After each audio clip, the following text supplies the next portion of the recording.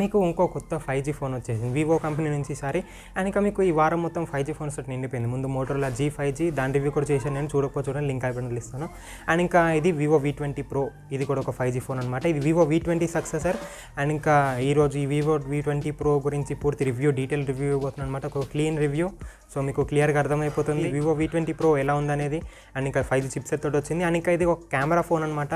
And ఇంకా camera and looks పరంగా అయితే చాలా బాగుంది ఫోన్. కాబట్టి ఈ వీడియోని మీరు ఎండ్ వరకు చూడండి, మీకు చాలా ఇంట్రెస్టింగ్ ఉండబోతుంది అనమాట వీడియో. అండ్ ఇంకా మనం స్టార్ట్ చేద్దాం. అండ్ ఇంకా వీడియోలోకి వెళ్తే ఫస్ట్లీ వివో V20 Pro దాని డిస్ప్లే తోటి స్టార్ట్ చేద్దాం. దాంట్లో మనకి 6.44 inch full HD plus display provide చేశారనమాట, AMOLED స్క్రీన్ అది.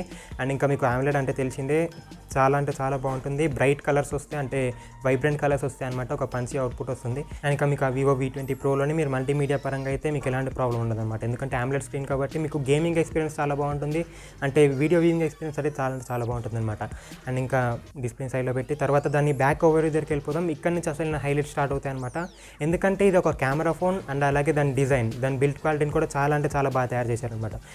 అన్నిటికన్నా ఫస్ట్లీ చెప్పాల్సింది దాని కలర్ వేరియంట్స్. అందులో మనకు 2 కలర్ వేరియంట్స్ వస్తాయి, మిడ్నైట్ జాస్ ఒకటి, సన్సెట్ మెలోడీ ఒకటి. ఈ 2 కలర్ వేరియంట్స్లోని సన్సెట్ మెలోడీ అనేది చూడడానికి చాలా అట్రాక్టివ్గా ఉంటుందన్నమాట, ఎందుకంటే మిడ్నైట్ జాస్ అనేది కొంచెం డార్కర్ సైడ్ ఉంటుంది, కొంచెం బ్లాక్ కలర్ షేడ్ తోటి వస్తుంది అనమాట ఈ ఫోన్.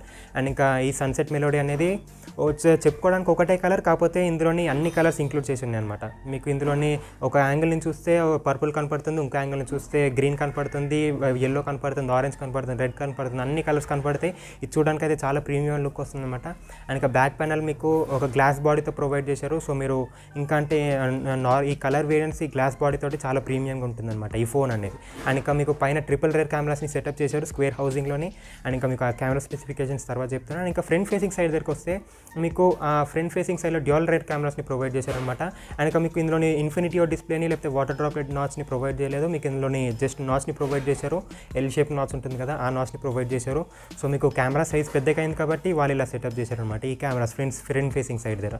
సో మీకు అందులోనైతే ఎలాంటి ప్రాబ్లం ఉండదు.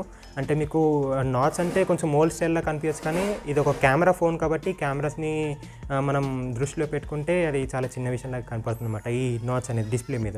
అండ్ ఇంకా మీకు ఇందులో అన్నిటికన్నా ఇంపార్టెంట్ విషయం ఏంటంటే మీకు ఇది 128GB వేరియంట్ అనమాట, ఒకటే వేరియంట్ ఉంది 128GB. సో మీకు ఇందులోని SD కార్డ్ స్లాట్ని ప్రొవైడ్ చేయలేదు, అంటే మీరు 2 నానో సిమ్స్ని వాడుకోవచ్చు కానీ ఒక SD కార్డ్ని వాడుకోలేరు అనమాట.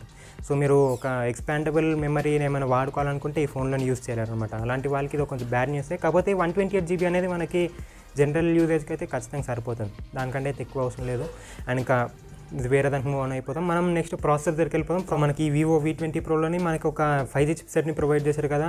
సో మనకి ఇందులోని స్నాప్డ్రాగన్ 765Gని ప్రొవైడ్ చేశారనమాట ప్రాసెసర్. సో మీకు అది ఒక గేమింగ్ ప్రాసెసర్, ఇది చాలా బాగుంటుంది. OnePlus Nordలో ఉంది ప్రాసెసర్, మళ్ళీ ఇప్పుడు ఈ వివో V20 Proలోని సెట్ చేశారు ఈ ప్రాసెసర్ని. అండ్ ఇంకా మీకు ఇందులోనైతే గేమింగ్ అయితే ఎలాంటి ప్రాబ్లం ఉండదు, అసలు ల్యాగ్ లేకుండా ఆడచ్చు అనమాట, స్మూత్గా, ఎలాంటి హ్యాంగ్ కనపడదు. మీరు హై గ్రాఫిక్స్ తోటి, మీడియం గ్రాఫిక్స్ తోటి, ఎక్స్ట్రీమ్ గ్రాఫిక్స్ తోటి ఆడచ్చు, మీకు ఎలాంటి ప్రాబ్లం కనపడదు. మీకు ఎలాంటి హై లెవెల్ గ్రాఫిక్స్ ఉన్న గేమ్స్ అయినా సరే ఈజీగా మేనేజ్ చేయగలుగుతుంది అనమాట ఈ స్నాప్డ్రాగన్ 765G ప్రాసెసర్. అండ్ ఇంకా మీకు ఇది ఒక 5G చిప్సెట్ కాబట్టి మీరు 5G కనెక్టివిటీని కూడా వాడుకోవచ్చు వచ్చిన తర్వాత. అండ్ ఇప్పుడైతే ఈ 5G తోటి ఏం లాభం ఉందంటే ఈ 5G చిప్సెట్ తోటి మీకు ఈ 4G సిగ్నల్స్ అనేవి కొంచెం స్ట్రెంగ్త్ అండ్ సిగ్నల్స్ వస్తాయి అనమాట, కొంచెం స్ట్రాంగ్ అయ్యి మీ డేటా కనెక్షన్, మీ డేటా యూసేజ్ యాక్సెస్ అనేది ఇంకొంచెం ఇంప్రూవ్ అవుతుంది అనమాట, కొంచెం స్పీడ్ పెరుగుతుంది. సో మీరు డేటాని ఈజీగా యాక్సెస్ చేసుకోగలుగుతారు. సో ఇది మీ 5G చిప్సెట్ యూజెస్ అనమాట. అండ్ ఇంకా మీకు ఈ స్నాప్డ్రాగన్ 765G ప్రాసెసర్ అనేది ఒక గేమింగ్ కోసం ఎఫిషియెంట్ ప్రాసెసర్ అనమాట. ఒక ప్రో లెవెల్ గేమర్ ఈజీగా ఆడగలుగుతారు ఈ ప్రాసెసర్ తోటి, హై గ్రాఫిక్ గేమ్స్ అన్ని ఈజీగా మేనేజ్ చేయగలుగుతుంది. అండ్ ఇంకా మనకి ప్రాసెసర్ విషయంలో పెద్దగా చెప్పాల్సింది ఏం లేదు, ఎందుకంటే OnePlus Nordలో ఆల్రెడీ ప్రాసెసర్ని వాడారు. సో మీకు ఆ ఫోన్లో ఎలాంటి పర్ఫార్మెన్స్ వస్తుంది, ఇందులో కూడా అదే పర్ఫార్మెన్స్ వస్తుంది అనమాట, చాలా మంచి పర్ఫార్మెన్స్ వస్తుంది. గేమర్స్ కోసం అయితే ఈ ఫోన్ చాలా బాగుంటుంది అనమాట. అండ్ ఇంకా తర్వాత అన్నిటికన్నా ఇంట్రెస్టింగ్ విషయం, అండ్ ఇంకా ఈ ఫోన్ తయారు చేసిందే దీనికోసం కెమెరాస్. అండ్ ఇంకా మనం కెమెరాస్కి మూవ్ ఆన్ అయిపోతాం. మనకి ఇందులో ట్రిపుల్ రేర్ కెమెరాస్ సెటప్ చేశారు కదా, అందులో మనకి 64 మెగాపిక్సెల్ ప్రైమరీ సెన్సర్ ప్రొవైడ్ చేశారు. అండ్ ఇంకా 8 మెగాపిక్సెల్ అల్ట్రావైడ్ సెన్సర్, అండ్ ఇంకా 2 మెగాపిక్సెల్ మోనోక్రోమ్ సెన్సర్ ప్రొవైడ్ చేశారు అనమాట. అండ్ ఇంకా ఈ మోనో సెన్సర్ ఏంటిదంటే మీకు ఈ సింపుల్ వర్డ్స్లో చెప్పాలంటే మీకు మీ వచ్చిన ఫోటో అవుట్పుట్ని ఒక మంచి కలర్ ఎఫెక్ట్స్ యాడ్ చేసి, అంటే కలర్ ఎఫెక్ట్స్ కాదు, మీకు కలర్స్ అన్నిటిని మేనేజ్ చేసి, అంటే కొంచెం సాచురేషన్స్ పెంచి, లేకపోతే కాంట్రాస్ట్ని పెంచి, బ్రైట్నెస్ని అడ్జస్ట్ చేసి, ఇలాంటివన్నీ చేసి మనకి ఒక మంచి అవుట్పుట్ని ఇస్తుంది అనమాట ఈ మోనో సెన్సర్ అనేది. అండ్ ఇంకా ఫ్రంట్ ఫేసింగ్ సైడ్కి వస్తే మీకు ఇందులోని 44 మెగాపిక్సెల్ ప్రైమరీ సెన్సర్ ఉంది అండ్ ఇంకా 8 మెగాపిక్సెల్ సెకండరీ సెన్సర్ కదా, అది మీకు అల్ట్రా వైడ్ సెన్సర్ ప్రొవైడ్ చేశారనమాట. సో మీకు ఒక కెమెరా ఫోన్ కాబట్టి మీకు కెమెరా ఫీచర్స్ అన్నీ చాలా ఎక్కువ ఉన్నాయి. ఈ ట్రిపుల్ రేర్ కెమెరాస్ తోటి మీరు వండర్స్ క్రియేట్ చేయొచ్చు అనమాట. చాలా మంచి ఫొటోస్ని క్యాప్చర్ చేయగలుగుతారు. మీరు ప్రో లెవెల్ ఫొటోస్ కోసం అయితే ఈ ఫోన్ ఖచ్చితంగా కన్సిడర్ చేయొచ్చు అనమాట. మీకు ఇందులో చాలా వీడియో ఫీచర్స్ ఉన్నాయి, అంటే చాలా కెమెరా ఫీచర్స్ ఉన్నాయి.